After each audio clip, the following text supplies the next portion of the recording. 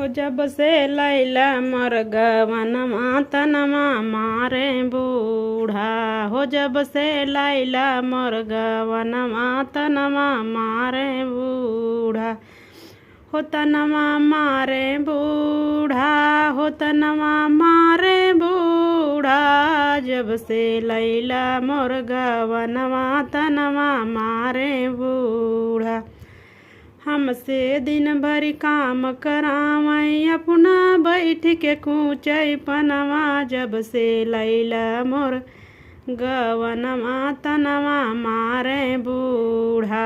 हो जब से लैला मोर गवनमा तनवा मारे बूढ़ा।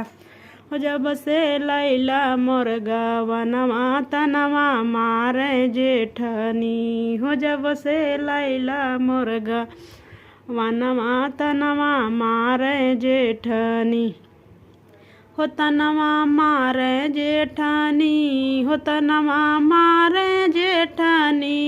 जब से लैला मोर गवनमा तनवा मारे जेठनी।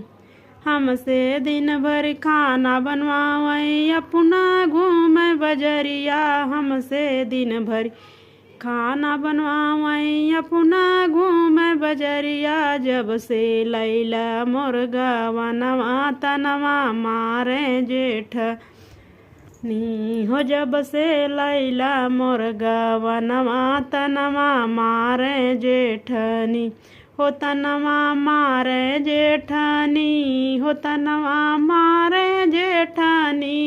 जब से लैला मोर गवनमा तनवा मारे जेठनी। हो जब से लैला मोर गवनमा तनवा मारे ननदी। हो तनवा मारे ननदी। हो तनवा मारे ननदी।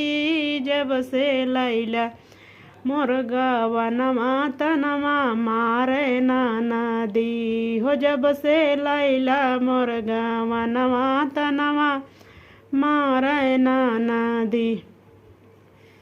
हमसे दिन भर झाड़ू लगवावई अपना घूमे सहरिया। हमसे दिन भर झाड़ू लगवावई अपना घूमे सहरिया। तनवा मारे ननदी। हो तनवा मारे ननदी। जब से लैला मोर गवनमा तनवा मारे ननदी। हो जब से लैला मोर गवनमा तनवा मारे ननदी।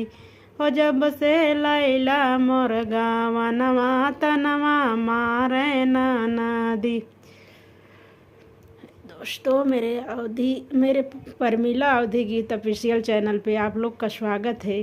कैसा लगा ये मेरा गीत आप लोग को कमेंट बॉक्स में ज़रूर से ज़रूर बताना। लाइक सब्सक्राइब ज़रूर से ज़रूर करना। धन्यवाद तब तक के लिए थैंक यू।